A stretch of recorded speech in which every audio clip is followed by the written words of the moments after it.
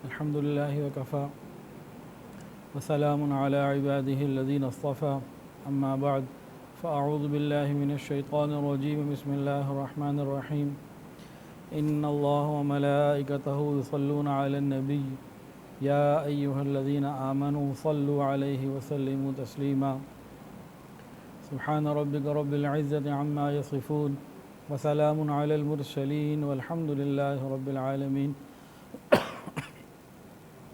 اللهم صل على سيدنا ومولانا محمد وعلى آل سيدنا ومولانا محمد وبارك وسلم اللهم صل على سيدنا ومولانا محمد وعلى آل سيدنا ومولانا محمد وبارك وسلم اللهم صل على سيدنا ومولانا محمد وعلى آل سيدنا ومولانا محمد وبارك وسلم حضور پاک صلی اللہ علیہ وسلم پر درود شریف پڑھنا یہ قیامت کے دن نبی علیہ السلام کی شفاعت کا ایک بہترین ذریعہ ہے، نبی کریم صلی اللہ علیہ وسلم کی محبت کو بڑھانے کا ایک بہترین ذریعہ ہے، اور قیامت کے دن نبی کریم صلی اللہ علیہ وسلم کے قریب ہونے کا ایک بہترین ذریعہ ہے کہ مسلمان نبی کا امتی کثرت سے نبی علیہ السلام پر درود شریف پڑھے۔ ہمیں کم سے کم 100 مرتبہ صبح اور 100 مرتبہ شام تو ضرور پڑھنا چاہیے، جتنا اور زیادہ ہو جائے اور اچھا ہے، اپنا ہی فائدہ ہے۔ ایک مرتبہ درود شریف پڑھتا ہے 10 رحمتیں ملتی ہیں، 10 گناہ معاف ہوتے ہیں، 10 درجات بلند ہوتے ہیں۔ اور درود شریف کا ایک بہت فائدہ یہ ہے کہ پریشانی، تنگی اور خرابی کے حالات کی خرابی کے وقت میں اس کو کثرت سے پڑھیں، اللہ کی رحمتیں اتنی آتی ہیں کہ بندہ تنگیوں سے نکل جاتا ہے، پریشانیاں دور ہو جاتی ہیں۔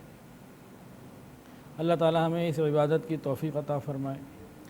ہمارا سلسلہ سیرت طیبہ کا چل رہا ہے اور غالباً 12واں بیان آج ہے، جس میں نبی علیہ السلام کی مبارک زندگی کے بارے میں کچھ باتیں ہو چکی ہیں اور ابھی باقی بھی ہیں۔ ہم پہنچے تھے نبی کریم صلی اللہ علیہ وسلم کی مبارک وحی تک، پہلی وحی تک، اقرأ بسم ربک الذی خلق۔ غار حرا میں وحی نازل ہوئی، نبی علیہ السلام گھر آئے، کچھ تفصیلات گزر چکی ہیں۔ اس کے بعد 3 سال تک نبی علیہ السلام نہایت خاموشی سے، رازداری کے ساتھ، بہت محدود اور مخصوص لوگوں کو دین کی دعوت دیتے، کھلے عام دعوت کا اظہار نہ کیا۔ ان 3 سالوں میں سب سے پہلے تم فرشتوں کا کچھ ذکر کر رہے ہیں۔ جبرائیل علیہ السلام پہلی وحی لے کر نازل ہوئے، اس کے بعد نبی علیہ السلام کے پردہ فرما جانے تک مستقل آپ کا آنا جانا رہا، دن ہو یا رات، سفر ہو یا حضر، جنگ ہو یا امن، کوئی صلح کا موقع ہو، کسی قسم کا کوئی موقع ہو، حضرت جبرائیل علیہ السلام کا آنا بہت پابندی سے رہا، بہت زیادہ رہا، اور نبی علیہ السلام کی ان سے دوستی ہی ہو گئی، حتیٰ کہ رمضان میں دونوں ایک دوسرے کو قرآن سنتے اور سناتے۔ تو حضرت جبرائیل علیہ السلام کا نام قرآن مجید میں بھی ہے، اور حضرت جبرائیل علیہ السلام کا بار بار آنا اور وحی کو لے کر آنا یہ حدیث کے اندر بھی بہت کثرت سے موجود۔ حضرت جبرائیل علیہ السلام کے علاوہ حضرت میکائیل علیہ السلام، یہ جو پہلے 3 سال ہیں جس میں خاموشی سے دعوت دی گئی، اس میں حضرت میکائیل علیہ السلام نبی علیہ السلام کے ساتھ 3 سال رہے، تاہم وہی کوئی میکائیل علیہ السلام کے ذریعے قرآن کی آیت نہ نازل ہوئی، وہ حضرت جبرائیل علیہ السلام ہی کے ذریعے جو بھی نازل ہوئی حضرت جبرائیل علیہ السلام کے ذریعے، جب بھی ہوئی، جو بھی ہوئی، جتنی بھی ہوئی، سب حضرت جبرائیل علیہ السلام کے ذریعے۔ حضرت میکائیل علیہ السلام کا 3 سال تک نبی علیہ السلام سے یہ تعلق رہا۔ اور بھی موقعوں پہ دونوں فرشتے آتے رہے، جیسے شب معراج پر آئے، مختلف اور موقعوں پر بھی ملاقات ہوئی۔ ان 2 فرشتوں کے علاوہ ملک الجبال، پہاڑوں کا فرشتہ، جب نبی علیہ السلام طائف سے واپس آ رہے تھے اور طائف والوں نے آپ کو پتھر مارے تھے، اللہ کی رحمت کو جوش آیا تھا، اللہ نے فرشتوں کو بھیجا تھا جس میں پہاڑوں کے فرشتے بھی تھے۔ اس کے علاوہ بدر کے موقع پر، احد کے موقع پر، مزید دوسرے مواقع بہت سارے فرشتے نبی علیہ السلام اور صحابہ کے پاس آتے رہے۔ حضرت جبرائیل علیہ السلام حضرت دحیہ کلبی رضی اللہ تعالی عنہ کی صورت میں بھی تشریف لاتے تھے۔ ایک صحابی تھے دحیہ رضی اللہ تعالی عنہ، نہایت حسین و جمیل، حضرت جبرائیل علیہ السلام ان کی شکل و صورت میں آتے تھے، صحابہ کو پتہ ہی نہ چلتا تھا کہ دحیہ ہیں یا جبرائیل علیہ السلام ہیں، ہاں نبی علیہ السلام بتاتے تو معلوم ہو جاتا۔ اللہ کی شان فرشتوں کے ساتھ یہ تعلق زندگی بھر رہا اور مزید فرشتوں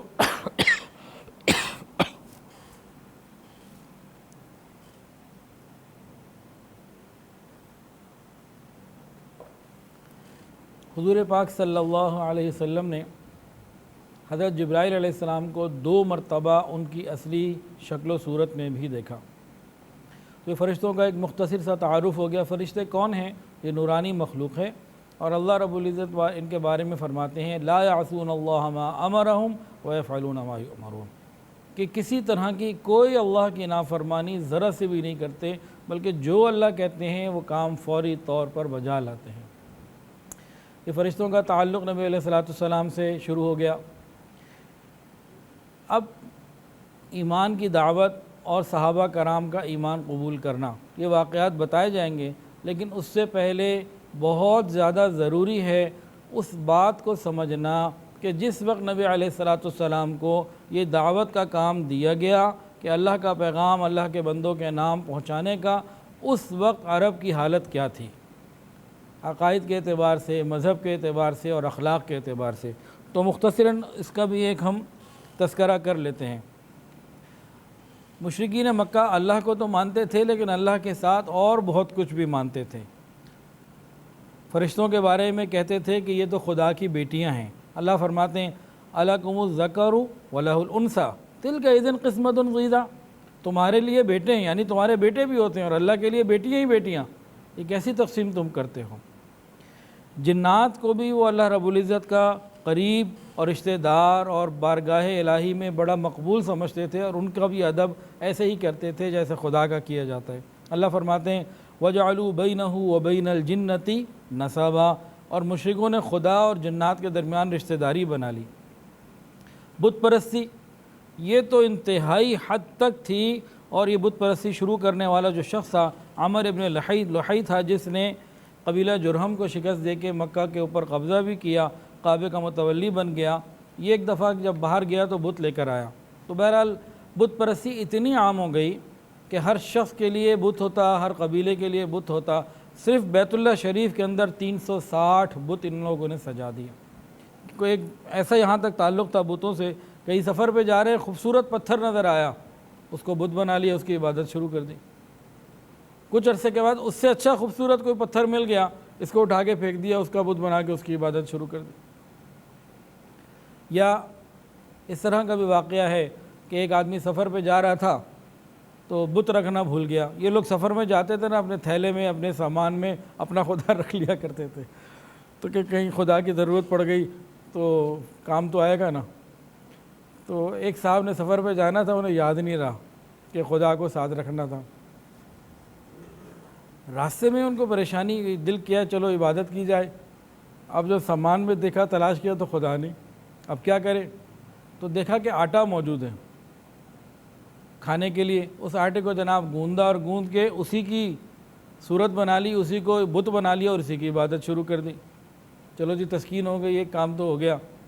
اب تھوڑی دیر کے بعد بھوک لگی، اب جب دیکھا تو خدا لائے نہیں تھے، اور جو کھانے پینے کا سامان لائے تھے اسے بت بنا لیا۔ اب کیا کرے؟ اب کچھ تو صبر کیا، لیکن جب زیادہ صبر نہ ہوا، سفر تھا، بھوک تھی، تو اسی کی ٹانگ بھی کھا لی، ہاتھ بھی توڑ کے کھا لیے، خدا ہی کھا گئے۔ تو یہ ان کی بت پرستی کا عالم تھا، لکڑی کے بت، پتھر کے بت، اور پتہ نہیں کون کون سے جھوٹے بت بنائے ہوئے تھے۔ اسی طرح شیاطین کے بارے میں بھی ان کے عجیب و غریب عقائد تھے، اور یہ سمجھتے تھے کہ ہر شاعر کے ساتھ ایک شیطان رہتا ہے جو ان کو القاء کرتا رہتا ہے۔ اسی طرح توہم پرستی، وہم کے اندر بہت زیادہ تھے۔ یہ وہم تو ہمارے معاشرے میں بھی کئی جگہ بہت ہے۔ سانپ کو قتل نہیں کرتے تھے، اس لیے کہ سانپ کو اگر مار دیا تو اس کا جوڑی دار آ کے ہمیں مار دے گا۔ اس کے علاوہ یہ کہتے تھے کہ مرنے کے بعد روح ایک پرندہ بن کر اڑتی رہتی ہے، اسے حامہ کہتے تھے۔ اس کے علاوہ ان کا ایک اعتقاد یہ تھا کہ پیٹ کے اندر ایک سانپ ہوتا ہے، جب بھوک کے وقت کاٹتا ہے وہ اندر سے۔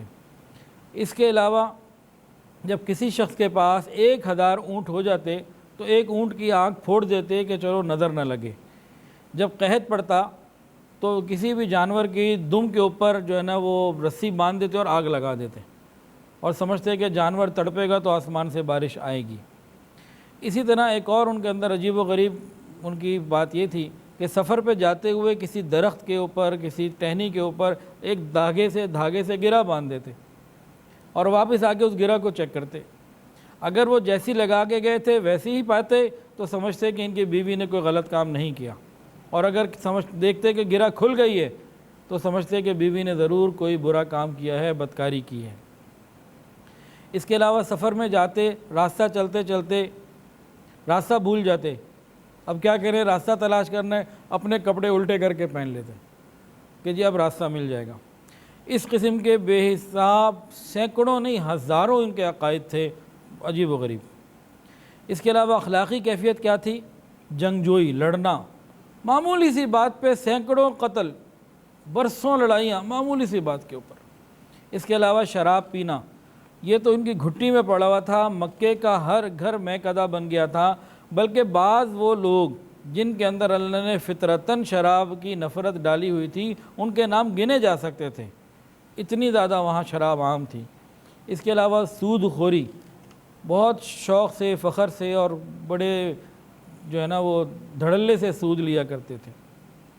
اس کے علاوہ لوٹ مار، ہر قبیلہ تقریباً لوٹ مار کا عادی بن گیا تھا، اور کہیں کسی کو ملتا دوسرے قبیلے پر حملہ کر کے اس کے بیوی بچوں کو بھی لے لیتے، مال بھی ہضم کر لیتے اور ان کے بیوی بچوں کو غلام بنا کے آگے کہیں بیچ دیا کرتے۔ اس قسم کے معاملات بھی بہت زیادہ تھیں، تاہم حج کے مہینوں میں وہ تھوڑا احتیاط کر لیا کرتے تھے، لوٹ مار سے احتیاط کیا کرتے تھے۔ اس کے علاوہ چوری، یہ بھی ان کا ایک بہت ہی زیادہ معاملہ تھا، بہت زیادہ کیا کرتے۔ اب تفصیلات میں جائیں نا تو بہت ساری چیزیں آئیں گی۔ قرآن مجید میں آتا ہے جب اللہ نے عورتوں سے بیعت کے بارے میں بات کی تو اس کے اندر یہ رکھا وَلَا يُسْرِقْنَا، کہ وہ یعنی چوری نہیں کریں گی، کہ وہ چوری نہیں، اتنی عام تھی ان کے اندر چوری۔ اس کے علاوہ سفاکی، بے رحمی اور سنگ دلی وہ بھی کمال کی تھی، دن رات کی لوٹ مار اور خون کر دینا ہے تو مسئلہ ہی کوئی نہ تھا۔ زندہ جانوروں کو درخت سے باندھ دیتے اور ان پر تیر اندازی کی مشق کیا کرتے تھے، ٹارگٹ زندہ جانور کو بنایا کرتے تھے۔ اس کے علاوہ حاملہ عورتوں کے پیٹ چاک کر دیا کرتے تھے، زندہ حاملہ عورتوں کے پیٹ چاک کر دیا کرتے۔ اس کے علاوہ کبھی کبھی کیا کرتے کہ عورتوں کو گھوڑوں کی دم سے باندھ کر گھوڑے کو دوڑاتے اور اس عورت کے پرخشے اڑ جاتے، ٹکڑے اڑ جاتے۔ اور کبھی کیا کرتے کہ کسی آدمی کو کسی کوٹھری میں کسی جگہ بند کر دیتے، کھانا پینا اس کا بالکل بند کر دیتے کہ وہ اسی طرح بھوکا مر جاتا۔ اس کے علاوہ کبھی ایسا کرتے کہ مردوں کی قبروں پر اونٹ باندھ دیتے، کسی بھی قبر کے اوپر اونٹ باندھ دیتے اور سمجھتے کہ یہ جب مرے گا تو اس کی غذا بنے گا۔ اس قسم کی باتیں ان کی چیزیں بن جاتی۔ اس کے علاوہ زنا، فاحش اور یہ بے حیائی اور بدکاری، اس میں تو ان کو عروج تھا۔ جیسے آج فیس بک، ٹک ٹاک اور دوسرے سوشل میڈیا کے اوپر ہمارے بعض لوگ بے حیائی کے کارنامے شوق سے دکھاتے، سجاتے اور بتاتے ہیں، اسی طرح ان کے اشعار کے اندر، ان کی زندگی کے اندر یہ ساری چیزیں موجود تھیں۔ نکاح کا کچھ طریقہ موجود تھا، لیکن اس کے علاوہ نکاح کی کچھ قسمیں تھیں جو بدکاری ہی کہلایا کرتی ہیں۔ مثلا ایک یہ کہ ایک آدمی بہت بہادر ہے، نڈر ہے، تو عورتیں اپنے آپ کو پیش کرتی ہیں کہ ہم نے اس کے پاس جانا ہے، یہ ہمارے ساتھ وقت گزارے تاکہ ہماری اولاد بھی ایسی طرح کی پیدا ہو۔ اس کے علاوہ کیا ہوتا کہ وہ چند آدمی، 5 7 زیادہ سے زیادہ 10 آدمیوں کی ایک جماعت بنتی، وہ کسی ایک عورت سے رابطے میں، تعلق میں رہتے حرام، اور اس کے بعد جب بچہ پیدا ہوتا تو وہ عورت کہتی کہ بھئی یہ اس کا ہے، تو اس میں سے ان کو ماننا پڑتا تھا کہ بھئی اسی کا ہے۔ اسی قسم کی اور باتیں بات کرتے ہوئے بھی حیا آ رہی ہے۔ اور آگے عورتوں پر ظلم، یہ تو انتہا درجے کا تھا۔ وارث بندے کا انتقال ہو جائے تو وراثت کا مال عورت کو دینا تو تھا ہی کوئی نہیں۔ وہ کہتے تھے کہ وراثت کا مال اسی کا حق ہے جو تلوار ہاتھ میں پکڑ سکتا ہے، تو یتیم بچے، چھوٹے بچے اور عورت، اس کو تو وراثت سے وہ دور ہی رکھتے تھے۔ اس کے علاوہ جب عورت بیوہ ہو جاتی تو گھر سے باہر ایک نہایت تنگ کوٹھری کے اندر 1 سال کے لیے رکھا جاتا، کھانے پینے کو بھی کچھ زیادہ نہ دیا جاتا، اور دیے بھی جاتا تو گندی سے گندی خراب چیز اور ہلکی چیز دی جاتی۔ جب 1 سال پورا ہو جاتا پھر پھر اس کو ایک جانور کے ساتھ مس کیا جاتا، جانور کی مینگنی اس کے ہاتھ میں دی جاتی، وہ مینگنی کو پھینک دیتی، اس کے بعد پھر اس کو حق ہوتا تھا کہ اب یہ اپنے گھر واپس آ سکتی ہے۔ تو عورت کا سوگ 1 سال کا اس انداز سے وہ منایا کرتے تھے۔ عورت کا جو حق مہر مقرر ہوتا وہ عورت کے باپ کو ولی کو ملتا، عورت کا جو حق مہر مقرر ہوتا وہ عورت کے ولی کو یا باپ کو ملتا، عورت کو نہ ملتا۔ اس کے علاوہ عورتوں کے بارے میں مزید بھی ظلم ہوا کرتے تھے، حتیٰ کہ قرآن مجید کے اندر آتا ہے وَإِذَا بُشِّرَ أَحَدُهُمْ بِالْأُنْثَىٰ وَلَّا وَجْهُهُ مُسْوَدًّا وَهُوَ كَظِيمٌ، اور جب ان میں سے کسی کو کسی کی لڑکی کی خوشخبری ملتی کہ تمہارے یہاں بیٹی ہوئی ہے تو اس کا منہ کالا پڑ جاتا اور وہ اپنے غصے کو دبا رہا ہوتا تھا، پی رہا ہوتا تھا۔ تو یہ تو ان کا معاملہ تھا۔ اس درجے تک تو یہ حضرات، اس درجے تک تو ان لوگوں کا معاملہ تھا۔ اب یہاں غور کیجئے، نبی کریم صلی اللہ علیہ وسلم نے کس معاشرے کو دعوت دینی تھی، اس معاشرے کی حالت اور کیفیت کیا تھی، کتنا بڑا آپ کے اوپر کام تھا۔ آج ہم جو کوئی دین کی دعوت کرتے ہیں دیتے ہیں تو ہمارے لیے کتنی آسانیاں ہیں، نبی علیہ السلام کو دیکھیے۔ اور یہاں غور، ایک تو آپ کو معاشرے کی ایک تھوڑی سی شکل محسوس ہو گئی ہوگی، دوسرا یہ بات غور کریں،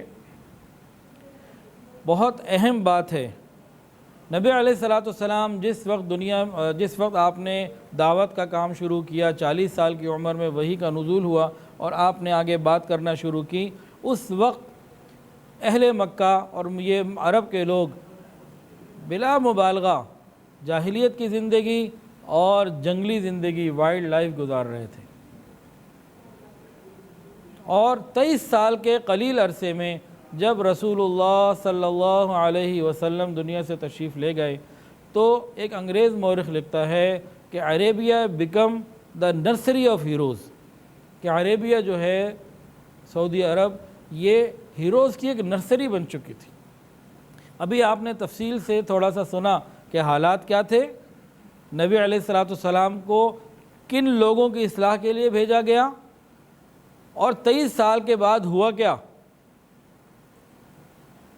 جو راہزن تھے وہ راہبر بن گئے، جو ظالم تھے وہ رحم دل بن گئے، جو بچیوں سے نفرت کرتے تھے وہ بچیوں کے لیے جان دینے والے بن گئے، جو عزتوں کے لٹیرے تھے وہ عزتوں کے محافظ بن گئے۔ یہ جو تبدیلی آئی کیسے آئی، سن لیجئے اور دل کے کانوں سے توجہ کے ساتھ سنیے۔ یہ تبدیلی صرف دینی تعلیم سے آئی۔ نبی علیہ السلام نے ان کو کیا تعلیم دی؟ قرآن اور حدیث کی تعلیم، اس کے علاوہ اور بتائیے کیا دیا؟ آج بھی اگر ہم یہ چاہتے ہیں کہ ہمارے معاشرے میں تبدیلی آئے تو اس کا اصول کیا ہے؟ امام مالک رحمۃ اللہ علیہ سینکڑوں سال پہلے فرما گئے کہ آج بھی امت کے اندر تبدیلی اسی صورت میں آ سکتی ہے جیسے پہلے آئی تھی، نشاط ثانیہ بھی ویسے ہی ہوگی جیسے نشاط اول تھی، جیسے پہلے خیر پھیلی تھی۔ وہ کیسے پھیلی تھی؟ کہ سب سے پہلے توحید کی تعلیم، دینی تعلیم، خالص دینی تعلیم کے اثرات آئیں گے معاشرے کے اوپر، اور اس سے اخلاق بنیں گے، کردار بنیں گے، معاشرہ سنورے گا، اور پھر اس کے بعد ایک ریاست بنے گی۔ تو خالص دینی تعلیم کے بغیر جو 23 سال نبی علیہ السلام نے پڑھایا اور عمل کر کے دکھایا، آج ہم اس کو پڑھیں اور عمل کریں، ہمارے اندر بھی یہی معاملہ پیدا ہو جائے گا، تبدیلی آ جائے گی، ہم اللہ کے قریب ہو جائیں گے۔ اس 23 سال کے پورے دورانیے میں صرف ایک ایسی مثال ملتی ہے کہ نبی علیہ السلام نے ایک صحابی کو بھیجا تھا کہ بھئی آپ جاؤ اور دوسری ایجوکیشن حاصل کر کے آؤ۔ وہ کون سی ایجوکیشن تھی؟ وہ ایک زبان تھی، سریانی یا عبرانی، یہودیوں کی زبان تھی، وہ سیکھنی تھی۔ خطوط بھیجے جاتے تھے دوسرے بادشاہوں کو، تو وہ عربی نہیں جانتے تھے، تو سریانی عبرانی جو زبان جو تھی یہ یہودیوں کو آتی تھی۔ خطرہ یہ تھا کہ یہودی کوئی گڑبڑ نہ کریں، اپنی طرف سے کوئی کمی بیشی نہ کر دیں، تو ایک صحابی کو نبی علیہ السلام نے بھیجا کہ آپ اس کو سیکھیں۔ انہوں نے 1 مہینے میں وہ زبان سیکھ لی۔ اس کے علاوہ پورے 23 سال میں کوئی اور مثال نہیں ہے، صحابہ نے صرف دین کا علم سیکھا اور دنیا میں ترقیاں پائیں۔ ہائر ایجوکیشن کے لیے کسی کو یورپ نہیں بھیجا، کسی کو کہیں اور نہیں بھیجا، ساری تعلیم اصحاب صفہ کے مدرسے میں دی گئی، مکہ کی گھاٹیوں میں دی گئی۔ غار حرا اور غار ثور کی تعلیم یہ قرآن اور حدیث کی تعلیم تھی، جس نے اتنے برے معاشرے کو بہترین معاشرے میں بدل دیا کہ رسول اللہ نے خود فرمایا خیر القرونی کہ سب سے بہترین زمانہ میرا ہے، اور اس کے بعد میرے بعد والا، اور پھر میرے بعد والا۔ 23 سال میں کہاں سے کہاں پہنچ گئے کہ جس وقت وحی کی ابتدا ہو رہی ہے بدترین حالات ہیں، اور جب نبی علیہ الصلوۃ والسلام دنیا سے تشریف لے جا رہے ہیں تو بہترین حالات ہیں۔ یہ تبدیلی کہاں سے آئی تھی؟ یہ علم دین سے اور عمل کرنے والا ایک نمونہ موجود تھا۔ ایک اور بات یاد آ گئی، پھر انشاءاللہ اپنے صحابہ کے کچھ واقعات بھی عرض کرنے ہیں۔ ہندوستان میں ایک ہندو تھا، پنڈت تھا، اور اپنے دین کو، اپنے کام کو، چیزوں کو سمجھنے والا تھا۔ اس نے کیا کیا؟ اس نے ایک نیا دین بنایا، اور اس نے اپنے مطابق ہر دین کو پڑھ کر اس کی بہترین عادات، صفات اور چیزوں کو لے لیا، اور اس نے ایک ایسی چیز اپنی طرف سے بنائی، اس کے حساب کی بات کر رہا ہوں کہ بنائی کہ بھئی تمام جو اس کے پاس دین موجود تھے، جو اس کو ملے، اس کی انہوں نے بہترین باتوں کو جمع کر کے ایک نیا دین تیار کر دیا۔ اب جناب وہ نیا دین ہو گیا ناکام۔ ایک بہت بڑے عالم اس ہندو سے ملے، اس سے پوچھا بھئی آپ کے دین کی ناکامی کی وجوہات کیا ہیں؟ کہنے لگا ایک ہی وجہ ہے۔ بھئی وہ کون سی وجہ ہے؟ تو اس ہندو نے کہا، جس نے نیا دین ایجاد کیا تھا، جو اس کے اعتبار سے بہترین تھا، اور اس نے بہت سارے ادیان کی بہترین باتوں کو چن کر ایک نچوڑ بنایا تھا، کہنے لگا، خوبصورت بات ہے، توجہ سے سنیے، وہ کہنے لگا کہ میرے پاس باتیں تو بہت اچھی تھیں لیکن کوئی نمونہ نہیں تھا۔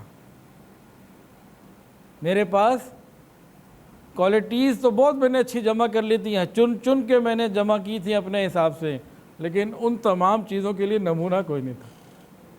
تو حضور پاک صلی اللہ علیہ وسلم کو اللہ نے نمونہ بنا کے بھیجا کہ اتنے برے معاشرے کے احوال اور اتنے اخلاقی معاملات میں خرابیاں، اور اللہ نے اپنے محبوب کو نمونہ بنا کے بھیجا، جنہوں نے عمل کے ذریعے اور دینی تعلیم کے ذریعے معاشرے کو بدل کے رکھ دیا۔ تو آج بھی ہمارے لیے وہی بات ہے، دوسری کوئی بات نہیں۔ اب ہم چلتے ہیں پہلے 3 سالوں میں کیا کیا ہوا، کیا کیا معاملات ہوئے۔ نبی علیہ الصلوۃ والسلام کو جب حکم ہو گیا دعوت اور تبلیغ کا، اور اس کے بعد سب سے پہلے وضو اور نماز، یہ 2 چیزیں جو ہے نا یہ دی گئیں، وضو اور نماز یہ سکھائی گئیں، اور نبی علیہ السلام نے حضرت خدیجہ کو سکھائیں۔ اب ان لوگوں نے نماز پڑھنی شروع کی۔ نبی علیہ الصلوۃ والسلام نے سب سے پہلے دعوت حضرت خدیجہ کو دی، وہ تو پہلے سے ایمان والی صاحب سمجھے گویا تھی، اور فوراً ایمان قبول کر لیا، پہلی مسلمان خاتون بن گئیں، ایمان لانے میں مردوں سے بھی سبقت لے گئیں۔ اس کے بعد حضرت علی رضی اللہ تعالیٰ عنہ گھر میں تھے، زیر کفالت تھے، نبی علیہ الصلوۃ والسلام کے چچا زاد بھائی ہیں، اور بعد میں آپ کے داماد بھی بنے، چوتھے خلیفہ ہیں حضرت علی رضی اللہ تعالیٰ عنہ۔ آپ تقریباً اس وقت 10 سال کے لڑکے تھے۔ آپ نے دیکھا کہ نبی علیہ السلام بھی نماز پڑھ رہے ہیں، امی خدیجہ بھی نماز پڑھ رہی ہیں، حیران ہو کے پوچھا کہ یہ کیا ہے، یہ آپ کیا کر رہے ہیں، کوئی نئی چیز ہے؟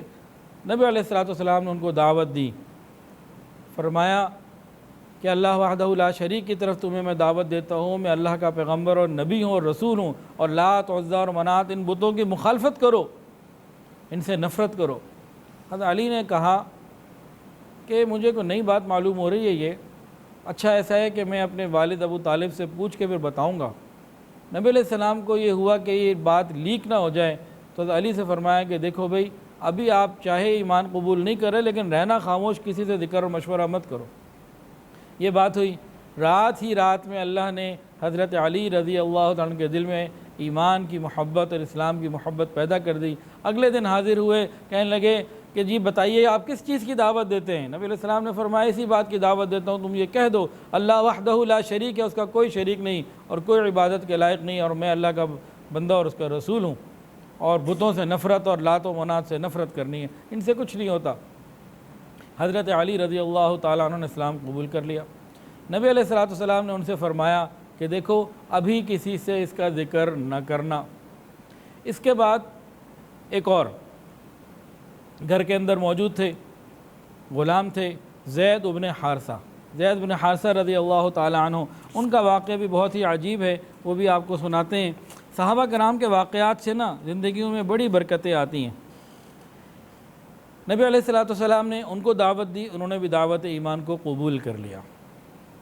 تو گھر تو اب ہو گیا مکمل، خود بھی، اہلیہ بھی، حضرت علی جو کفالت میں تھے وہ بھی، اور غلام بھی گھر کے اندر تو فوری۔ اچھا یہاں ایک بات اور، ہم میں سے جتنے لوگ بھی دین کی محنت کرتے ہیں، دین کے کام کرتے ہیں نا، یہ ان کے لیے بہت بڑا چیلنج ہے، بہت بڑا چیلنج ہے کہ اپنے گھر کے لوگوں کو تو اپنا بنا کے دکھائیں۔ ہم دنیا والوں کو اپنے بنانے کی بات کرتے ہیں، ارے اپنے گھر کے لوگوں کو، اپنے بیوی بچوں کو، اپنے متعلقین کو تو اپنا بنائیں۔ رسول اللہ صلی اللہ علیہ وسلم نے سب سے پہلے کام اپنے گھر سے شروع کیا، اور گھر کے تمام لوگ ایمان لے آئے اور قبول کر لیا۔ یہ آپ کے کردار کی وجہ سے تھا۔ بھئی میں بیان کر رہا ہوں، آپ لوگ مجھے میری ذاتی زندگی کو، پرسنل لائف کو نہیں جانتے، معاملات نہیں کیے ہوئے، لین دین نہیں کیا ہوا، آپ سمجھ رہے ہیں بڑا اچھا بیان کر رہا ہے، اچھا آدمی ہوگا، گمان اچھا ہی رکھنا چاہیے۔ لیکن اگر کوئی قریب کا لوگ، جیسے بیوی بچے، گھر کے لوگ، سسرال کے، ننیال کے، یہ قریب کے لوگ جو آپ کی ایک ایک بات سے واقف ہیں، یہ آپ کے اوپر جو ہے نا وہ اعتماد رکھیں اور آپ کو عزت دیں، محبت دیں، آپ ان کو اپنا گرویدہ بنائیں، پھر آپ بہترین داعی ہیں۔ یہ آسان کام نہیں ہے، کر کے دیکھ لیجئے، بڑا مشکل کام۔ نبی علیہ الصلوۃ والسلام نے پہلے گھر سے کام شروع کیا۔ زید بن حارثہ کا واقعہ بھی سن لیجئے۔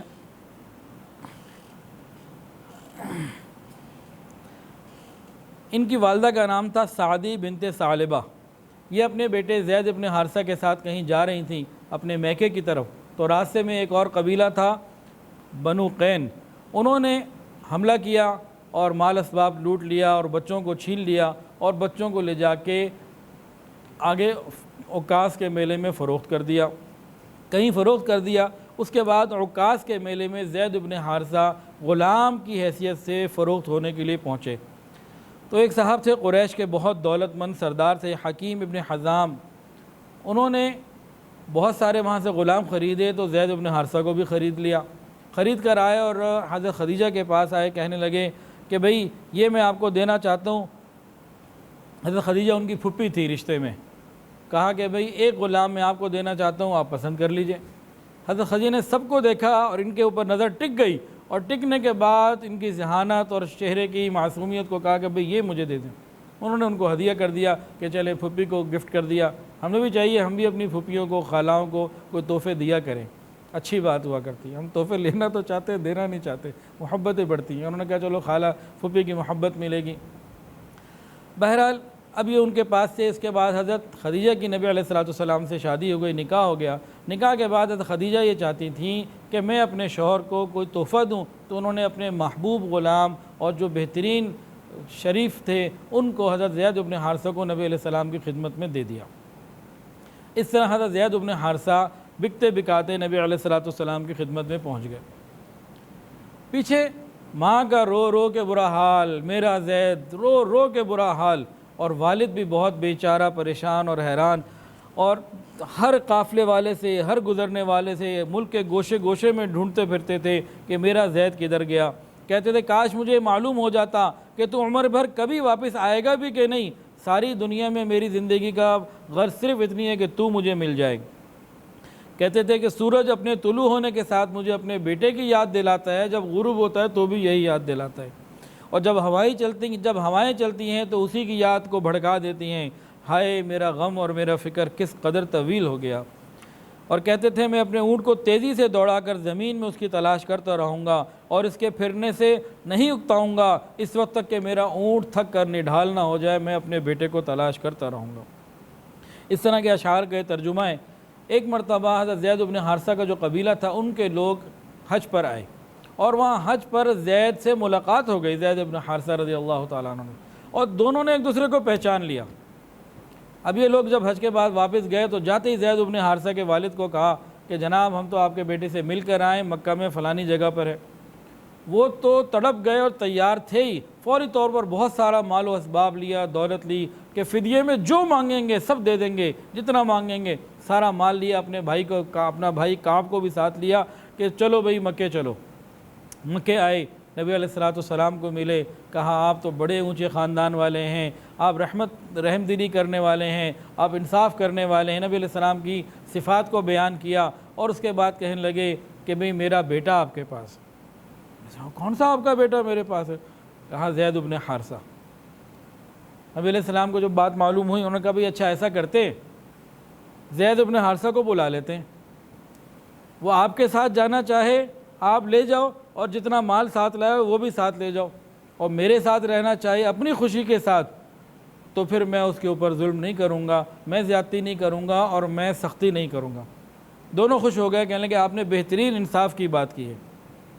اس کے بعد نبی علیہ السلام نے حضرت زید کو بلایا، زید آ گئے، پوچھا پہچانتے ہو؟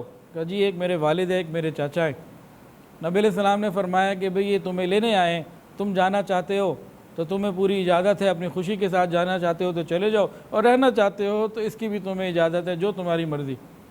زید بن حارثہ نے فوراً کہا، ایک لمحہ نہیں لگایا، کہا میں اپنے باپ اور چچا کے ساتھ واپس نہیں جا سکتا، میں آپ کی غلامی میں زیادہ آزادی کی زندگی بسر کروں گا۔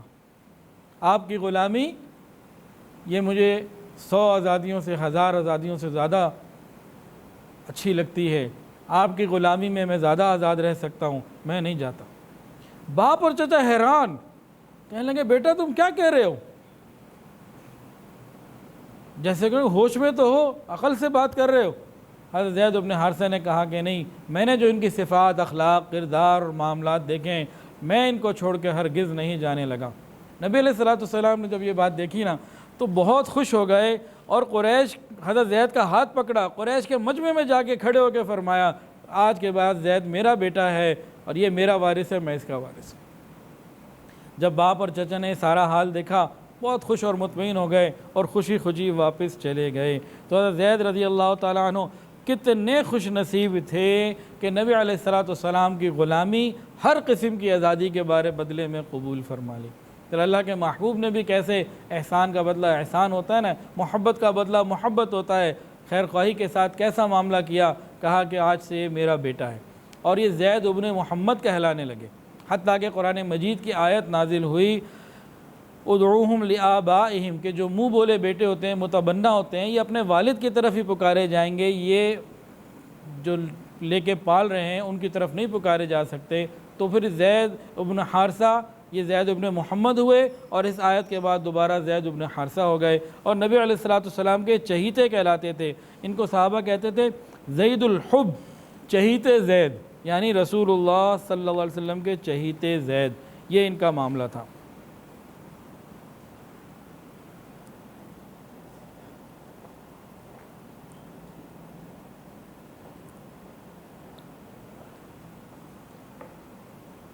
اب گھر کے لوگ مسلمان ہو گئے سارے، کون لوگ؟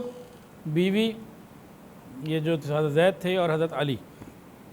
اب نبی علیہ السلام نے گھر کے باہر توجہ کی کہ اب آہستہ آہستہ گھر کے باہر بھی توجہ کرنی چاہیے اور لوگوں کو کہنا چاہیے۔ تو حضرت صدیق اکبر رضی اللہ عنہ کی خوش نصیبی کہ نبی علیہ السلام نے آپ کے دوست سے ان کو دعوت اسلام دی۔ دو واقعات ملتے ہیں، خلاصے میں بہت ساری چیزیں کامن ہیں لیکن دو واقعات کو میں خلاصہ کر کے بیان کر رہا ہوں۔ ایک واقعہ یہ ملتا ہے کہ حضرت صدیق اکبر رضی اللہ تعالیٰ عنہ یمن گئے ہوئے تھے تجارت کے لیے۔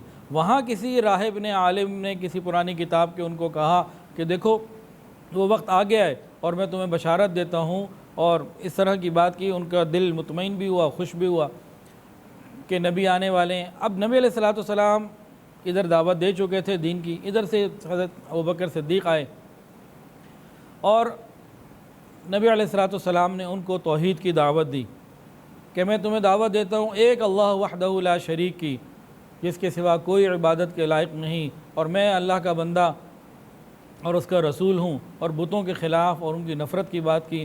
حضرت صدیق اکبر رضی اللہ تعالیٰ عنہ نے بلا جھجک، بلا توقف، فوری طور پر اسی لمحے ایمان قبول کر لی۔ رسول اللہ صلی اللہ علیہ وسلم نے ارشاد فرمایا کہ میں نے بہت لوگوں کو دین کی دعوت دی، لیکن ان میں صدیق اکبر ہی ایسے تھے کہ بلا جھجک فوراً قبول کر لی، کوئی بات نہیں کی، کوئی تفصیل نہیں پوچھی، کسی قسم کی دلیل نہیں مانگی، فوراً قبول کر لیا۔ تو صدیق اکبر رضی اللہ تعالیٰ عنہ بھی مسلمان ہو گئے۔ صدیق اکبر رضی اللہ تعالیٰ عنہ جب مسلمان ہوئے تو فوری طور پر آپ دین کی تبلیغ میں لگ گئے، فوراً۔ اور آپ نے کئی ایسی بزرگ ہستیوں کو جو ہے نا وہ ایمان کی دعوت دی کہ جو عشرہ مبشرہ میں سے بنے۔ عشرہ مبشرہ ٹوٹل 10 ہیں، جن میں سے 5 یا 6 صدیق اکبر رضی اللہ تعالیٰ عنہ کی محنت سے مسلمان ہوئے۔ صدیق اکبر رضی اللہ تعالیٰ عنہ کپڑے کے تاجر تھے، تو اپنے تاجر دوستوں کے پاس گئے اور ان کو دعوت دی، اور یہ بڑے بڑے لوگ تھے اور معاشرے کے ایک بڑے اچھے لوگ تھے جن کو آپ نے دعوت دی، اور فوری طور پر حضرت عثمان غنی رضی اللہ تعالیٰ عنہ، زبیر ابن عوام رضی اللہ تعالیٰ عنہ، عبد الرحمن ابن عوف رضی اللہ تعالیٰ عنہ، اس طرح اور کئی صحابہ صدیق اکبر رضی اللہ تعالیٰ عنہ کی دعوت سے ایمان قبول کر لیا۔ ان میں سے تھا حضرت ابو عبیدہ ابن جراح رضی اللہ تعالیٰ عنہ۔ ان کے واقعات کو بھی تھوڑا سا سن لیجئے۔ نبی علیہ السلام نے فرمایا ہر امت کا ایک امین ہوا کرتا ہے، اس امت کے امین ابو عبیدہ ہیں۔ نبی علیہ السلام نے فرمایا کہ قریش کے 3 آدمی سب سے زیادہ روشن چہرے والے، سب سے زیادہ اخلاق والے، سب سے زیادہ حیا والے ہیں، وہ اگر تم سے بات کریں گے تو جھوٹ نہیں بولیں گے، اور تم ان سے بات کرو گے تو وہ تمہیں کبھی جھٹلائیں گے نہیں۔ یہ اخلاق والے کون ہیں؟ فرمایا ابو بکر صدیق رضی اللہ تعالی عنہ، عثمان غنی رضی اللہ تعالی عنہ، اور حضرت ابو عبیدہ ابن جراح رضی اللہ تعالی عنہ۔ حضرت ابو بکر صدیق رضی اللہ تعالی عنہ، حضرت ابو عبیدہ ابن جراح رضی اللہ تعالی عنہ کو نبی علیہ السلام کی خدمت میں لے کر آئے۔ آپ نے ان کو توحید کی دعوت دی اور انہیں دعوت کو قبول کیا اور ایمان لے آئے۔ حضرت ابو عبیدہ رضی اللہ تعالی عنہ نے مکہ مکرمہ میں اس زمانے میں ایمان قبول کیا تھا کہ جس کے بعد قریش نے شدید ترین تکالیف کا سلسلہ شروع کیا۔ حضرت ابو عبیدہ بن جراح رضی اللہ تعالی عنہ جو ہیں، یہ بھی حضرت صدیق اکبر رضی اللہ تعالیٰ عنہ کی دعوت اور تبلیغ کی محنت کا حصہ تھے۔ نبی اور صدیق کے اندر دیکھیں نا کیسی اللہ نے محبت قائم کی کہ نبی کا جو کام تھا دعوت دینا، وہی کام صدیق کا ہو گیا، فوری طور پر لوگوں کو دعوت دینا شروع کر دی۔ حضرت عبداللہ ابن مسعود رضی اللہ تعالیٰ عنہ، ان کے واقعات بھی بہت عجیب ہیں اور ایمان کو بڑھانے والے ہیں۔ بہت، مجھے تو ان سے بڑی محبت، تمام صحابہ سے محبت ہے، لیکن ان کے حالات کچھ بڑے مختلف ہیں، بہت عجیب ہیں۔ تو ان کے ایمان لانے کا واقعہ بھی بہت ہی عجیب ہے، اور یہ شروع کے 5ویں 6ٹھے نمبر تھے۔ کانا من السابقین الاولین، بالکل ابتدائی لوگوں میں جو شروع کے لوگ تھے، 5ویں یا 6ٹھے نمبر کے یا 7ویں، بالکل ابتدا میں اسلام قبول کیا۔ ہوا یہ کہ ایک مرتبہ نبی کریم صلی اللہ علیہ وسلم اور صدیق اکبر رضی اللہ تعالیٰ عنہ قریش کے حالات سے، تنگیوں سے ذرا ہٹ کے دور کہیں نکلے تو پہاڑوں میں تھے۔ حضرت عبداللہ ابن مسعود رضی اللہ تعالیٰ عنہ، ایک کافر تھا عقبہ ابن معید، عقبہ ابن معید، اس کی بکریوں کو چرایا کرتے تھے اور انسانی آبادی سے دور جا کر جانوروں کو چرایا کرتے تھے۔ عبداللہ ابن مسعود رضی اللہ تعالیٰ عنہ نے دیکھا، اچھا اس وقت ان کی عمر بھی تھوڑی تھی، ان کا وزن بھی کم تھا، اور ان کی جو پنڈلی ہے نا بڑی پتلی پتلی تھی، بہت پتلی پتلی۔ ایک مرتبہ صحابہ نے دیکھا تو مسکرائے۔ نبی علیہ السلام نے فرمایا کیا کرتے ہو؟ عبداللہ ابن مسعود کی یہ دبلی دبلی جو پنڈلیاں ہیں جنہیں دیکھ کے تم ہنستے ہو، مسکرا رہے ہو، یہ جب قیامت کے دن اعمال نامے میں ترازو میں جب رکھی جائیں گی تو احد پہاڑ سے زیادہ وزنی ہوں گے۔ اتنا مقام تھا ان کا۔ عبداللہ ابن مسعود تو چرا رہے تھے بکریاں، انہوں نے دیکھا کہ 2 لوگ آ رہے، درمیانی عمر کے ہیں، ادھیڑ عمر کے، جیسے کوئی 40-45، قریب آئے دونوں۔ ایک تو اس میں صدیق اکبر رضی اللہ تعالیٰ عنہ تو، اور ایک نبی کریم صلی اللہ علیہ وسلم تھے۔ انہوں نے آگے پوچھا کہ بھئی آپ کے پاس اتنی بکریاں ہیں، کوئی دودھ پلاؤ۔ کہا میں تو امین ہوں، میں تو خیانت نہیں کر سکتا، میں بکریاں چرانے کے لیے آیا ہوں، بکریاں میری نہیں ہیں، میں ایک قطرہ بھی آپ کو نہیں پلا سکتا۔ اب بجائے یہ کہ ان حضرات کو کوئی ناگواری ہوتی یہ دونوں خوش ہو گئے کہ یہ تو واقعتاً اسلام کی صفات اس کے اندر موجود ہیں۔ پھر نبی علیہ السلام نے فرمایا کہ بھی کوئی ایسی بکری ہے جو بھی چھوٹی ہو، جس نے دودھ دینا شروع نہ کیا ہو؟ انہوں نے ایک بکری کی طرف اشارہ کر دیا۔ نبی علیہ السلام نے اس کے ہاتھ پھیرا، پڑھتے رہے کچھ، اس کے بعد جب تھنوں کو ہاتھ لگایا تو حضرت عبداللہ ابن مسعود دیکھتے ہیں کہ میں حیران ہوں، چھوٹی بکری، اس کے اندر تھنوں میں دودھ بھر گیا۔ حضرت ابوبکر صدیق رضی اللہ عنہ نے فوری طور پر ادھر ادھر دیکھا، انہیں ایک پتھر مل گیا جس کے اندر گولائی سی تھی، کچھ گہرائی سی تھی، فوراً نبی علیہ السلام کو پیش کیا، اس میں دودھ بھرا۔ نبی علیہ السلام نے صدیق اکبر کو پہلے پلایا، پھر پیا، اور عبداللہ ابن مسعود کو بھی پلایا۔ تینوں جب خیر ہو گئے، سیر ہو گئے نا، کہتے ہیں میں حیران ہو کے ساری چیزیں دیکھ رہا ہوں۔ پھر نبی علیہ السلام نے بکری کو کہا سکڑ جا، اس تھن کو کہا، بکری کے تھن کو فرمایا سکڑ جا، وہ واپس اپنی پوزیشن پر آ گیا۔ کہتے ہیں میں بڑا حیران تھا کہ یہ کیا ماجرا ہے۔ میں نبی علیہ السلام کے قریب ہوا، میں نے کہا آپ نے کیا پڑھا تھا؟ میں سیکھنا چاہتا ہوں، یہ کون سا علم ہے، آپ مجھے یہ سکھا دیجئے۔ نبی علیہ السلام نے ارشاد فرمایا کہ تم ایک سیکھے سکھائے پڑھے پڑھائے لڑکے ہو۔ یہ عبداللہ ابن مسعود رضی اللہ تعالیٰ عنہ کی پہلی ملاقات تھی نبی علیہ السلام سے اور صدیق اکبر رضی اللہ تعالیٰ عنہ سے۔ ان کے دل میں ان دونوں کی محبت بھر گئی۔ اس کے بعد کچھ دن کے بعد حاضر ہوئے اور کلمہ پڑھ کے مسلمان ہو گئے، اور یہ وہ زمانہ تھا جب کفار مکہ نے تکلیفوں کا جو ہے نا ہر طرح کی تکلیف دینا مسلمانوں کو کیا ہوا تھا، مسلمانوں کو بے حد تکلیف دیا کرتے تھے۔ اللہ اکبر کبیرہ۔ حضرت عبداللہ ابن مسعود کے بارے میں چند باتیں ہم اور بھی سن لیتے ہیں۔ حضرت عبداللہ ابن مسعود رضی اللہ تعالیٰ عنہ سفر میں، حضر میں، جنگ میں، امن میں، ہر وقت نبی علیہ السلام کے ساتھ ہوتے تھے۔ نبی علیہ السلام کو جوتے چاہیے، آپ ان کو جوتے خود پہناتے، آپ واپس تشریف لاتے، نبی علیہ السلام کے جوتوں کو اتارتے۔ نبی علیہ السلام کمرے میں داخل ہونا چاہتے، آپ پہلے داخل ہوتے کہ کسی ضرورت کو، کسی خطرے کو، ہر چیز کو پہلے میں دیکھ لوں۔ نبی علیہ السلام سوتے، وہ آپ کو صبح بیدار کرتے، صبح اٹھاتے، آپ کے لیے وضو، لاٹھی، غسل یا ضرورت کی جو چیزیں ہوتی ان کو پورا کیا کرتے۔ آپ کا بغیر کسی جھجک کے گھر میں آنا جانا تھا، تو بہت سے لوگ یہ سمجھتے تھے کہ گھر کے فرد ہیں، اور آپ کو رازدار نبی بھی کہا جاتا تھا کہ نبی علیہ السلام کی ہر بات آپ کے علم میں ہوا کرتی تھی۔ اتنے مقام کے یہ صحابی ہیں۔ آپ نے سنا کان من السابقین الاولین، یہ 5ویں 6 نمبر پر مسلمان ہونے والے صحابی تھے، اور 23 سال نبی علیہ السلام کے ساتھ بالکل ساتھ جڑ کے گزارے، اس کے بعد کہیں بھی کوئی جدائی نہیں ہے، اور ایک ہی ساتھ یہ سارا معاملہ رہا۔ اب ایک واقعہ اور سنیے، اور اس کے بعد ایک بات کرنی ہے ان کے بارے میں، وہ بھی سن لیجئے گا۔ آج باقاعدہ مفتی صاحب کو میں نے آفس میں بیٹھا ہوا تھا، میں نے ان کو تکلیف دی، بلایا، میں نے کہا حضرت یہ 2 باتیں مجھے بتا دیجئے، دونوں کی انہوں نے تصدیق کی۔ میں نے کہا جی آج رات کو انشاءاللہ العزیز بیان میں کرنی ہے، لیکن پہلے کسی مفتی صاحب سے تصدیق کر لوں۔ حضرت عبداللہ ابن مسعود رضی اللہ تعالی عنہ قرآن مجید کے بارے میں فرماتے ہیں کہ قرآن مجید کی کون سی آیت کب نازل ہوئی، کہاں نازل ہوئی، اس کا محل وقوع کیا تھا، اس کا پس منظر کیا تھا، ایک ایک آیت کے بارے میں مکمل علم رکھتا ہوں۔ اور فرماتے تھے اگر کسی آیت کے بارے میں مجھے معلوم ہو کہ کسی کے اور کے پاس علم ہے تو میں فوری طور پر وہاں جاؤں گا۔ یہ ان کا قول عام قول نہیں تھا، خود بھی اس کو جانتے تھے اور دوسرے صحابہ کرام بھی جانتے تھے۔ ایک اور بڑا عجیب بہترین واقعہ مجھے اتنا پسند ہے، دل خوش ہو جاتا ہے، اپنی خوشی کے لیے آپ کو سنا رہا ہوں، اللہ آپ کے دل کو بھی خوش کر دے۔ اس زمانے میں جب قافلے چلتے تھے نا، تو ساؤنڈ سسٹم، کوئی اسپیکر، کوئی ٹیلی فون، موبائل، کوئی اس طرح کی چیزیں تو ہوتی نہیں تھیں کہ کمیونیکیشن کے لیے 2 قافلوں میں رابطہ کرنا ہو تو کیسے ہو۔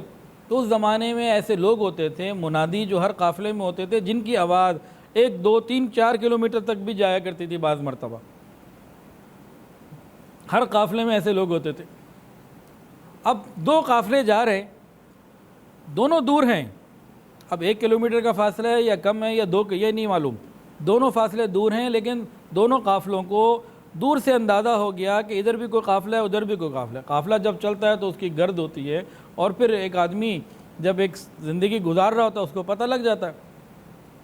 اب ہوا کیا، ایک قافلے میں تھے حضرت عمر فاروق رضی اللہ تعالیٰ عنہ، اور دوسرے قافلے میں تھے حضرت عبداللہ ابن مسعود رضی اللہ تعالیٰ عنہ۔ دونوں کو نہیں پتا کہ اس قافلے میں کون ہے، اس قافلے میں کون ہے۔ اب سنیے ہوا کیا. حضرت عمر فاروق رضی اللہ تعالیٰ عنہ امیر المومنین ہیں، اور آپ کو فکر ہوتی تھی کہ بھئی کیا ہو رہا ہے، حالات کی خبر لینا. تو آپ نے اپنے منادی کو کہا کہ پوچھو ان سے من این القوم، تم کہاں سے آ رہے ہو. ادھر سے پوچھا ادھر سے. حضرت عبداللہ ابن مسعود نے اپنے منادی کو کہا جواب دو من الفج العمیق، کہ دور دراز سے آ رہے. حضرت عمر نے پوچھوایا این تریدون، کہاں جانا کہاں چاہتے ہو. ادھر سے جواب آیا الی البیت العتیق. پہلا جواب کیا تھا؟ فج عمیق، من الفج العمیق. دوسرا جواب تھا الی البیت العتیق. این تریدون، کہاں جانا چاہتے ہو. جواب آیا الی البیت العتیق یعنی بیت اللہ. حضرت عمر فاروق رضی اللہ عنہ یہ جواب سن کر بہت خوش ہوئے اور فرمانے لگے ان فیہم عالما، یقیناً وہاں کوئی عالم موجود ہے کہ دونوں جواب قرآن مجید کے الفاظ سے ملتے جلتے اور بہترین جواب دیے. اس کے بعد انہیں نہیں پتہ وہاں عبداللہ ابن مسعود ہیں، اور انہیں نہیں پتہ کہ سوال پوچھنے والے عمر فاروق ہیں. دونوں کو ہی نہیں پتہ. اب عمر فاروق نے سوال پوچھنے شروع کیے.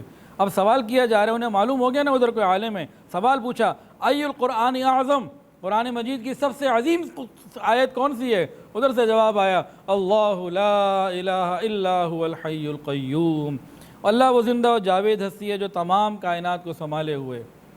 ادھر سے عمر نے سوال پوچھوایا ای القرآن احکم، قرآن مجید کی سب سے زیادہ محکم آیت کون سی ہے. جواب آیا ان اللہ یأمر بالعدل والاحسان وایتاء ذی القربى، اللہ عدل احسان اور رشتہ داروں سے صلہ رحمی کا حکم دیتا ہے.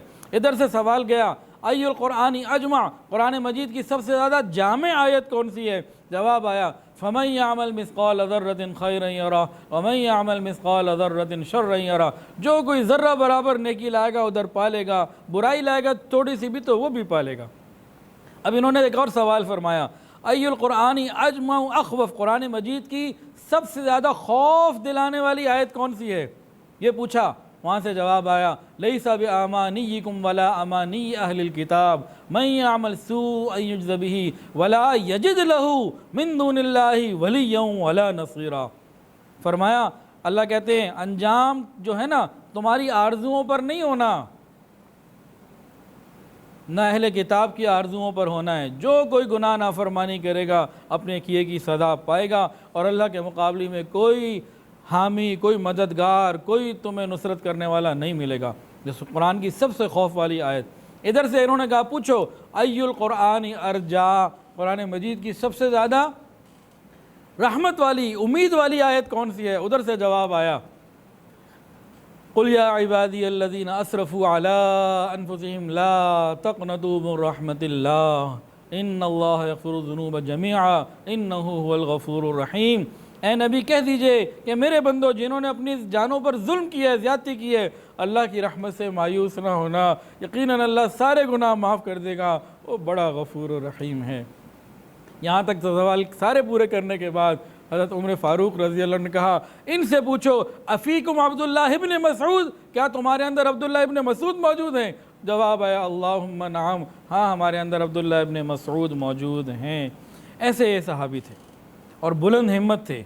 اچھا جو بات کرنی تھی جو مفتی صاحب سے پوچھی وہ بھی ذرا ایک کپ دودھ کا پی لوں، ایک تھوڑا سا پھر بتاتا ہوں. گلے کو تر رکھنے کے لیے جو ہے نا یہ میرے لیے ضروری ہے. آپ لوگوں کو تو تکلیف ہوتی ہوگی کہ وقت اس پہ لگتا ہے، لیکن مجبوری ہے. حضرت عبداللہ ابن مسعود رضی اللہ تعالی عنہ کی جو بات بتانی تھی وہ کیا، فقہ حنفی امام اعظم امام حنیفہ رحمۃ اللہ علیہ نے بہت کثرت کے ساتھ عبداللہ ابن مسعود رضی اللہ عنہ کی روایات کو لیا ہے اور ان کی باتوں پر مکمل اعتماد کیا ہے. جیسے ایک مثال، آج میں نے مفتی صاحب کو یہ سبق سنا ہے اس لیے آپ کو سنا رہا ہوں. رفع دین کرنا اور نہ کرنا دونوں حدیث میں ثابت ہیں، دونوں سنت ہیں. نہ کرنے کی روایت ہے حضرت عبداللہ ابن مسعود رضی اللہ تعالیٰ عنہ سے، اور کرنے کی روایت ہے حضرت عبداللہ ابن عمر رضی اللہ تعالیٰ عنہ سے، وہ بھی بڑی شان والے صحابی. تو فقیہ اعظم امام ابو حنیفہ رحمۃ اللہ علیہ نے رفع دین نہ کرنے والی روایت کو لیا اور کہا کہ عبداللہ ابن مسعود رضی اللہ تعالیٰ عنہ 23 سال نبی علیہ السلام کے ساتھ رہے، یہ پہلی صف میں کھڑے ہوتے تھے، عبداللہ ابن عمر چھوٹی عمر کے تھے، وہ پچھلی صفوں میں کھڑے ہوتے تھے، تو یہ روایت دینا زیادہ بہتر ہے، ان کا رجحان ادھر گیا۔ تو حضرت عبداللہ ابن مسعود رضی اللہ تعالیٰ عنہ ان کے ایک شاگرد تھے، شاگرد رشید، ان کا نام تھا حماد، اور یہ جو حماد تھے یہ استاد تھے امام اعظم امام حنیفہ رحمۃ اللہ علیہ کے۔ تو اس طریقے سے فقہ حنفی کے اندر عبداللہ ابن مسعود رضی اللہ تعالیٰ عنہ کی روایات بہت کثرت سے موجود۔ عبداللہ ابن مسعود رضی اللہ تعالیٰ عنہ تمام صحابہ میں وہ سب سے پہلے صحابی ہیں جنہوں نے قریش مکہ کو، مشرکین مکہ کو مجمع میں علی الاعلان بآواز بلند قرآن سنایا۔ کیا ان کا ایمان ہوگا، کیا ان کا جذبہ ہوگا۔ آج تو قرآن پڑھنا، ہمارے گھروں میں قرآن ہے، ہم نہیں پڑھتے، وقت ہی نہیں ہے ہمارے پاس۔ فیس بک کے لیے وقت ہے اور چیزوں کے لیے وقت ہے، اگر وقت نہیں ہے تو اللہ کے قرآن کے لیے نہیں ہے۔ صحابہ کرام بیٹھے ہوئے تھے، اس وقت چند ہی مسلمان ہوئے تھے، تو ان کے اندر بات چلی کہ بھئی آج تک قریش مکہ کو مجمع میں کھڑے ہو کے کسی نے قرآن نہیں سنایا تو کیا کیا جائے۔ انہوں نے سنا، فوراً کہہ لیں کہ میں جاتا ہوں، میں سناؤں گا۔ صحابہ نے کہا نہیں آپ مت جائیں، کوئی ایسا بندہ جائے جس کے پیچھے کوئی سپورٹ ہو، اس کا کوئی قبیلہ ہی، جب قریش ماریں وہاں کوئی قرآن سنانا آسان تھا، وہاں کوئی ایوارڈ انعام ملنا تھا، وہاں تو جان کا خطرہ تھا کہ بھئی آپ مت جائیں، قریش مکہ جب قرآن سنیں گے تو وہ کچھ بھی کر سکتے ہیں، تو ایسا بندہ ہو جس کے لیے بچانے کے لیے کوئی قبیلہ آ جائے۔ ان کے ہاں کیا تھا کہ بعض مرتبہ اپنے قبیلے کی بنیاد پر وہ دوسروں کی جو ہے نا وہ مدد کیا کرتے تھے کہ میرے قبیلے کا ہے۔ تو بھئی آپ تو ویسے کمزور، پتلے دبلے، اور ایک کافر کی بکریاں چرانے والے، تو اب آپ یہ کرو گے تو آپ کے لیے تو بڑا مشکل ہے۔ انہوں نے بکریاں چرانی چھوڑ دی تھیں، بات یہ تھی پس منظر سمجھانے کے لیے بتا رہا ہوں، یعنی میں ہی جاؤں گا۔ یہ ان کے اندر ایمان کا جذبہ تھا۔ بڑے بڑے کافروں کو، ابو جہل، عتبہ، شیبہ، عقبہ ابن ابی معیط، بڑے بڑے کافروں کو اللہ کا کلام سنانا تھا، اور پتلے دبلے سے، اور پیچھے کوئی فیملی بیک گراؤنڈ بھی ایسا مضبوط نہیں، لیکن اللہ پہ یقین۔ انہوں نے کیا کیا، اگلے دن چاشت کے وقت جو ہے نا مسجد حرام میں داخل ہوئے اور مقام ابراہیم کے قریب کھڑے ہو گئے۔ وہاں سرداران قریش، بڑے بڑے سردار اس وقت موجود تھے، وہاں گئے اور بلند آواز سے اعوذ باللہ بسم اللہ پڑھ کے الرحمن علم القرآن خلق الانسان علمہ البیان، اور سورہ رحمان کی تلاوت شروع کر دی۔ اللہ اکبر کبیرہ۔ قریش نے پہلے تو سنا آواز آ رہی ہے، پھر سوچنے لگے کیسی آواز ہے، وہ پڑھتے رہے، فوراً ہی پتہ لگ گیا، اوہو یہ تو وہی پڑھ رہا ہے جو محمد پڑھتا ہے، یہ تو وہی پڑھ رہا ہے جو محمد کہتا ہے میرے پہ نازل ہوا۔ اب تو وہ لپ کے دوڑے اور ان کو پکڑ کے مارنا شروع کر دیا، خوب مارا، اور وہ پڑھتے رہے، مار کھاتے رہے، پڑھتے رہے، مار کھاتے رہے۔ جتنا انہوں نے پڑھنا سوچا تھا اتنا پڑھ کے ہی خاموش ہوئے، اس سے پہلے خاموش نہیں ہوئے، مار بھی کھاتے رہے۔ جب وہ خاموش ہو گئے، قریش والوں نے بھی چھوڑ دیا۔ ابھی جب اپنے ساتھیوں میں واپس آئے ہیں تو زخموں سے لہو لہان ہے، خون بہہ رہا ہے۔ ساتھیوں نے کہا دیکھو ہم نے تمہیں پہلے ہی کہہ دیا تھا، تمہیں تو بچانے کے لیے کوئی نہ آیا۔ تو حضرت عبداللہ ابن مسعود رضی اللہ تعالیٰ نے ارشاد فرمایا، اتنے ذلیل یہ پہلے میری نظر میں کبھی نہیں تھے جتنے آج ہو گئے، تم کہو تو میں کل دوبارہ جا کے سناتا، یعنی ایک ہی دفعہ کافی۔ تو یہ ان کے جذبے تھے اور یہ ان کا مقام تھا، حضرت عبداللہ ابن مسعود رضی اللہ تعالیٰ عنہ۔ ایک صحابی کا اور واقعہ سن لیجئے، اتنے میں وقت بھی پورا ہو جائے گا، دل تو چاہ رہا ہے 3 اور سنو۔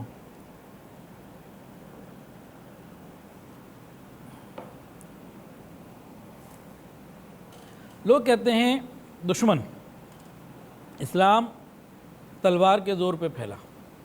یہ جو شروع میں اسلام لانے والے ہیں، ان میں سے کون ہے جو تلوار کے زور پر آیا؟ بلکہ اس وقت ایمان قبول کرنا سارے مکے کی تلواریں اپنے اوپر لے لینا تھا۔ تو الٹی بات کرتے ہیں، دشمن نے تو کرنی الٹی بات ہے۔ ایک اور صحابی تھے حضرت ابو ذر غفاری رضی اللہ تعالیٰ عنہ، ان کو عام بول چال میں ہم لوگ بول دیتے ہیں حضرت ابو ذر غفاری بولتے ہیں۔ غفار اللہ کا نام ہے اور ان کا نام ہے ابو ذر غفاری، غین کے نیچے زیر ہے، ابو ذر غفاری رضی اللہ تعالیٰ عنہ۔ ان کے قبیلے کا نام تھا غفار۔ نبی علیہ السلام نے ان کے بارے میں فرمایا کہ زمین کے اوپر اور آسمان کے نیچے ان سے زیادہ سچا آدمی کوئی نہیں۔ اچھا، جو شروع کے اسلام لانے والے لوگ ہیں نا، ان میں سے اکثر تعداد وہ ہے جو پہلے سے ہی حق کی تلاش میں تھے، بت کے خلاف، شراب کے خلاف اور بری چیزوں کی نفرت ان کے دل میں پہلے سے ہی تھی، وہ کوئی تلوار کے زور سے نہیں آئے۔ حضرت ابو ذر غفاری رضی اللہ تعالی عنہ، ان کا عقیدہ بھی پہلے سے ہی ٹھیک تھا، وہ بتوں سے نفرت کرتے تھے، شراب اور ان چیزوں سے بچتے تھے، لیکن حق کی تلاش میں تھے، لیکن راستہ نہیں نظر آتا تھا۔ ان کو معلوم ہوا کہ مکے میں کسی نے نبوت کا دعویٰ کیا ہے، اپنے بھائی انیس کو بھیجا، جاؤ بھائی چیک کر کے آؤ معاملہ کیا ہے اور حالات مجھے رپورٹ کرو۔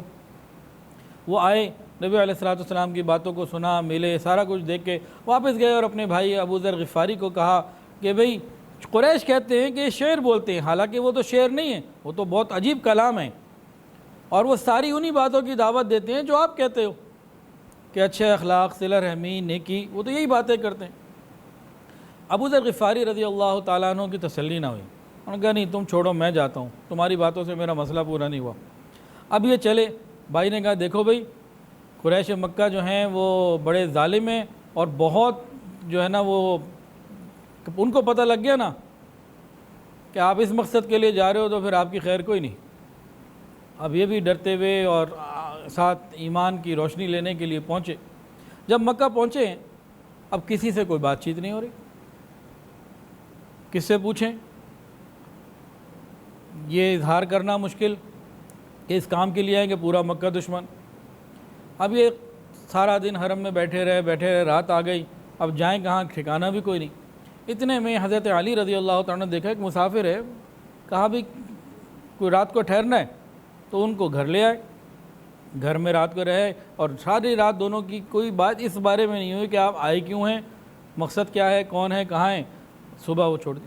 اگلی رات کو پھر حضرت علی کی ملاقات ہو گئی، بھئی کیا بات ہے، وہ پھر گھر لے آئے۔ تیسری رات کو پھر ملاقات ہو گئی، پھر گھر لے آئے۔ تیسری رات پوچھا بھئی خیر تو ہے، آپ کیوں آئے ہیں، معاملہ کیا ہے۔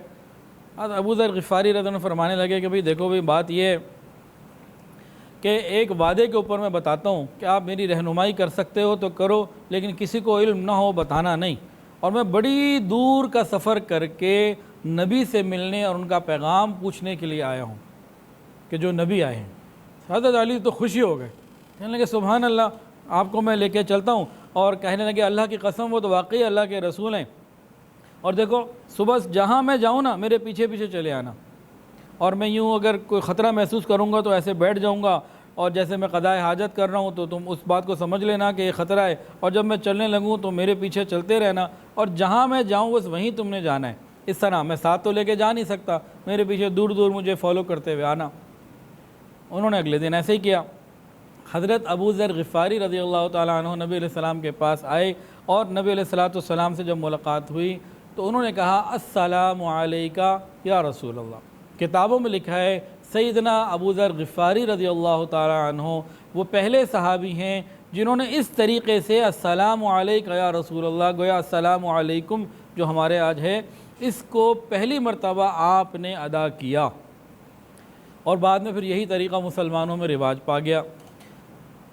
نبی علیہ السلام سے ملاقات ہوئی اور نبی علیہ السلام نے ان کو توحید کی دعوت دی، فوری طور پر کلمہ پڑھ کر مسلمان ہو گئے اور اپنے کلمہ کا اعلان کر دیا، اور کہنے لگے کہ میں تو جا کے اس کا اعلان کروں گا۔ نبی علیہ السلام نے فرمایا کہ بھئی مکے میں کسی کو اطلاع نہ دینا، یہاں سب تمہارے دشمن ہو جائیں گے، جان کا خطرہ ہے، کسی سے بات نہ کرنا۔ حالانکہ اس ذات کی قسم جس کے قبضے میں میری جان ہے، میں جب تک مسجد حرام میں جا کر قریش کے مجمع میں جا کر اپنے ایمان کا اعلان نہ کر دوں، میں نہیں مکہ چھوڑ سکتا، میں نہیں مکے سے جاتا۔ نبی علیہ السلام خاموش ہو گئے۔ اب حضرت ابو ذر غفاری رضی اللہ تعالیٰ عنہ حرم میں آئے، قریش کے سردار اور لوگ بیٹھے ہوئے تھے، انہوں نے جاتے ہی اعلان کر دیا قریش کے لوگوں میں گواہی دیتا ہوں اللہ وحدہ لا شریک ہے اور محمد صلی اللہ علیہ وسلم اللہ کے رسول ہیں، یا معاشر قریش انی اشہد ان لا الہ الا اللہ وان محمد رسول اللہ۔ ان الفاظ سے آواز دی، جیسے ہی قریش والوں نے آواز سنی سارے ہی آئے اور سارے ہی لپک کر ان کو مارنے لگے، اتنا مارا کہ وہ بالکل گر گئے، وہ ان کے اوپر چڑھ گئے، حتیٰ کہ حضرت عباس رضی اللہ تعالیٰ عنہ علیہ السلام کے چچا تھے، وہ آگے بڑھے، کہا دیکھو کر کیا رہے ہو، یہ غفار قبیلے کا بندہ ہے، اس قبیلے سے گزر کر تم باقی دنیا تک پہنچتے ہو، تمہارے تجارتی قافلے اسی راستے سے گزرتے ہیں، واپس بھی اسی پہ آتے ہیں، اس کو کچھ ہو گیا تو تمہارے لیے تجارت ہی بند نہ ہو جائے، بھوکے مر جاؤ گے، کیا کر رہے ہو؟ تب جا کر انہوں نے چھوڑا۔ پھر وہ نبی علیہ السلام کے پاس آئے، نبی علیہ السلام نے کہا بھی کہ بھئی میں نے تمہیں روکا نہیں تھا کہ تم ایسا مت کرو، تو کہنے لگے میں نے اپنی دل کی خواہش کو پورا کر لیا اور اعلان کر دیا۔ نبی علیہ السلام نے فرمایا کہ دیکھو اب تم یہاں نہ رہو، اپنے قبیلے میں جاؤ اور وہاں جا کر ان کو اللہ کا پیغام دو، دین کی دعوت دو، ممکن ہے تمہارے ذریعے اللہ ان کو ایمان دے، ہدایت دے اور تمہیں بھی اس کا پورا پورا ثواب ملے، اور جب تمہیں پتہ لگ جائے کہ اللہ نے مجھے غلبہ دے دیا ہے تب میرے پاس آ جانا۔ یہ غور تو کریں، ایک اور صحابی سے بھی نبی علیہ السلام نے یہی کہا، وہ بھی دور دراز سے کہیں سے آئے تھے سنتے ہوئے، کلمہ پڑھ لیا، ان کو بھی یہی کہا تھا۔ کیا؟ یہ یقین ہے، جب دین کی دعوت دینے والے کو یقین ہوتا ہے نا کہ جو دعوت میں دے رہا ہوں اور جو مجھ سے وعدے ہیں یہ حق اور سچ ہیں، پورے ہو کے رہیں گے، اس کا یقین اس حالت میں بھی یہ ہوتا ہے۔ حالت کیا ہے کہ ابو ذر غفاری کہتے ہیں کہ میں باہر جا کر اعلان کر دوں، کہتے ہیں نہیں، جان کا خطرہ، خود چھپ رہے ہیں، کسی کو نہیں بتا رہے، جتنے باقی مسلمان ہیں وہ بھی چھپ رہے ہیں۔ جب تک کہ عمر فاروق رضی اللہ تعالیٰ عنہ مسلمان نہ ہو گئے اس وقت تک تمام مسلمان چھپ کے عبادت کرتے تھے، پہلے کسی اور جگہ پہ گھاٹی وغیرہ میں، اس کے بعد حضرت دار ارقم رضی اللہ عنہ کے مکان پر، سب چھپ کے کرتے تھے، اعلان نہیں ہوتا تھا کہ قوت نہیں ہے، حکومت نہیں ہے، کچھ بھی نہیں ہے۔ اتنی تمام تر موجودہ کمزوریوں کے باوجود یقین کیا ہے؟ فرما رہے ہیں کہ ابو ذر جب تمہیں پتہ لگ جائے غلبہ ہمیں مل گیا آ جانا، اسے یقین کہتے ہیں۔ نماز سے ہمارے رزق میں اضافہ ہوگا، نماز قبر کے اندر کام آئے گی، نماز قیامت کے دن بے حساب جنت کا ذریعہ بنے گی، نماز پل صراط کو کراس کرنے کا ذریعہ بنے گی۔ جب یہ یقین ہونا پھر نماز ہوا کرتی ہے، پھر نماز قضا نہیں ہوتی۔ تو نبی علیہ السلام کا یقین دیکھیے کہ ابو ذر جب غلبہ مل جائے تب آ جانا، ابھی جاؤ۔ حضرت ابو ذر غفاری رضی اللہ عنہ گھر آئے، گھر آ کر اپنے بھائی اور والدہ کو دعوت دی، فوراً وہ مسلمان ہو گئے، فوراً انہوں نے ایمان قبول کر لیا۔ اس کے بعد حضرت ابو ذر غفاری رضی اللہ تعالیٰ عنہ نے اپنے قبیلے کو دعوت دی، آدھا قبیلہ مسلمان ہو گیا اسی وقت، اور آدھے نے کہا اچھا جب ہم جائیں گے اور ان کو دیکھیں گے ہم اس وقت مسلمان ہوں گے۔ اور بعد میں پھر یہ لوگ جب نبی علیہ السلام مدینہ پہنچ گئے یہ آئے اور پورے کا پورا قبیلہ مسلمان ہو گیا۔ وآخر دعوانا ان الحمدللہ رب العالمین۔ ویڈیو کے نیچے سبسکرائب کے بٹن پہ کلک کریں، بیل کے آئیکن پہ کلک کیجئے تاکہ ہر نئی ویڈیو کی نوٹیفیکیشن آپ کو مل جائے۔